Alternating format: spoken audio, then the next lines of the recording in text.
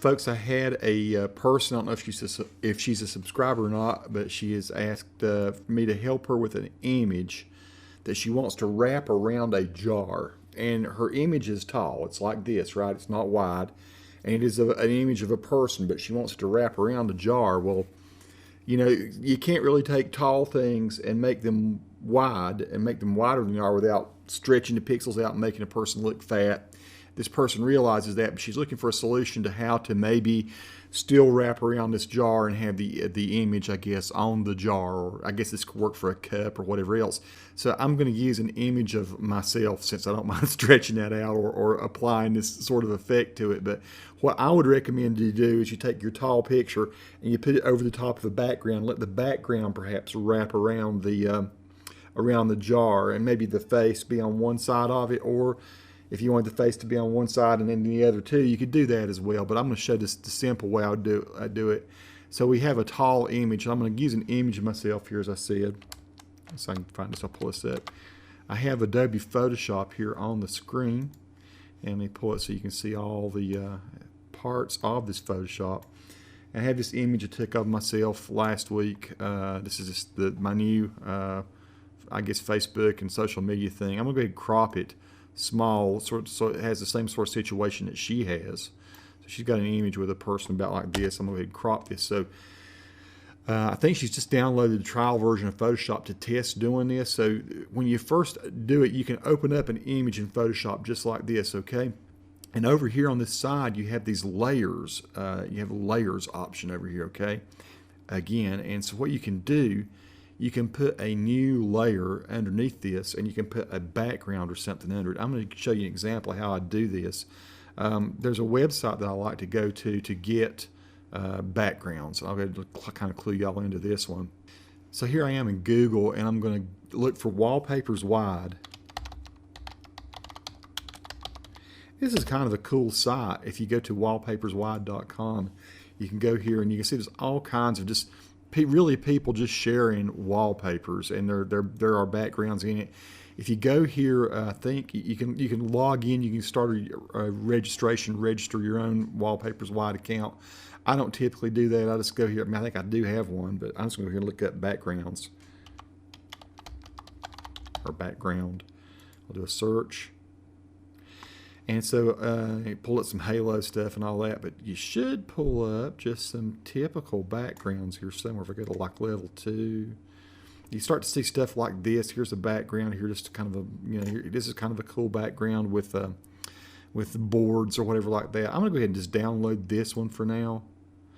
And what I'm gonna do, I'm gonna download probably this 1920 by 1200 version of it here. I might even go with this bigger one, but let me just go ahead and get this one for now. And I'm going to say save file. It depends on what browser you got. It could just download it a different way, but I'm going to save this file. And I'm going to go up here and open up my downloads and show all downloads. And so it actually pulled up on the other side. I'm going to go back to Photoshop. So I'm going to minimize this for a second. Here's Photoshop. I'm going to say, I'm going to say File, Open, and I'm going to navigate to where that download is, that new image that I just did. And I'm going to view by detail so I can see it. And I'm going to do date. And there it is, black background. I'm going to say open. So here is this background. You can see the Wallpapers Wide logo at the bottom. So I should have if I do an image size, I can look here and I can see it's 1920 by 1200 pixels, which is a lot of pixels, right? I'll say okay. Now I'm going to get that picture of myself over here, and I'm going to maybe crop it a little bit more. Now the image she had was in black and white, so I'm going to go ahead and make mine in black and white too. So I'm going to say image mode, I'm going to go to grayscale, and that's going to take all the color out. Boom, like that. I'm going to do a Control A. I'm going to add the Control A, makes it select all the way around the outside of the picture. Then I'm going to do a Control C to copy. Now you can also go over here and you can do copy and all that over here too. But I'm going to do a Control C, Control C. You see here Control C does that. Control plus C. So I'm going to say Control C, and I just go Control C, and I just copied my picture. And I'm going to go over here to the background. I'm going to do Control V, and that just pasted me onto this. And so there I am. I'm over the top. And you can see I've got 2 layers. If you look over here, it just put a new layer here. Now, you can highlight the various different layers here by clicking on them. I'm going to click on the layer of me. And I'm going to go over here to Edit. I'm going to say Transform. And I'm going to say Scale. Okay. Now, I'm going to hold my Shift key down while I get on one of these corners. And I'm going to grab it. By holding the Shift key down, I constrain the size of it. It doesn't shrink. It doesn't get taller or wider. And that looks pretty good. It looks like a pretty good size. I'm going to hit Enter, and it commits that size there. Now I grabbed the little Move tool over here. I clicked on that. That allows me to grab this and move myself sort of to the center.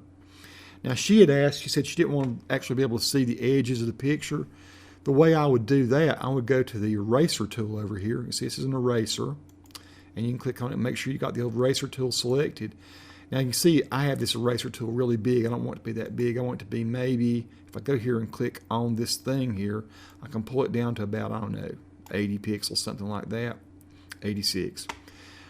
So what I'm going to do, I have my layer selected, not the background, but my layer, and I'm going to kind of soften the edges of this a little bit so it doesn't like stand out so much, so it doesn't show that hard edge. And there's a ceiling fan behind me. I'll kind of trim a little bit of that off. I'm just kind of rubbing around the outside there just to kind of soften that whole edge and create sort of a soft little edge there on my photo. If I wanted to, I could take more of that out. I could take more of that background out. The main thing I'm doing here is just trying to get rid of that hard edge around the picture. So now I've got a picture of myself on a wide background. And now I probably want to crop this too. I'll just crop the whole thing. And by clicking the crop tool, I'm going to crop this entire picture. I'm going to pull this down, pull this up, and hit boom. And now I've got a picture of me that I can, if I output this is a JPEG or something, I can wrap this around a jar. It's wide enough to do that. If not wide enough, if it needed to be even wider, I'd scale my picture down a little more. I could click on my #1 layer again, Edit, Transform, Scale again. I could go a little bit smaller with myself here, like that, and put it in the place it needs to be. Hit Enter again. And I think that probably would wrap all the way around a cup or jar. So you're going to have these things on the sides over here on the edges will join, and then you'll have the picture maybe on the front of the jar or the cup, whatever you're going to put the image of your of your loved one on. And so what you do here now, you got this in layers. Most programs won't accept a Photoshop file in layers. You can save this file as a Photoshop in case you want to go back and edit it again later, a Photoshop format file, or you can just say File, Save As, and you can save as a JPEG. So let's do this. I'm going to put it on my desktop, and I'm going to say Tony with background, and background. And I'm going to say here I'm going to pick JPEG. So I click the little arrow key that goes down. I'm doing this pretty meticulously because she's new to Photoshop. So now I'm going to be saving a file called Tony with background. I say save, and this is just the level of quality you want your JPEG to be. Usually I leave it on 12 unless I'm going to have to email it to somebody. Then I might go to 8 or 9. It really, as it gets lower, the quality gets lower. So I try to leave it at maximum quality most of the time. So I'm going to say OK. And so there we go. So I'm going to close this. I say, no, I'm not going to save this. I'm going to close this and not save it. And what I'll do, I'll say File, Open. I'm going to open Tony with background, the new one I made. It's only 765K. So there we go. And you look over here to the right, and it's not in layers anymore. It's all just one file that could be sent to a place that does this sort of thing, like Staples or any online vendor that can wrap these things around jars or around mugs and glasses and whatever else. So there you go, folks. I'm going to take my stupid face off the page there.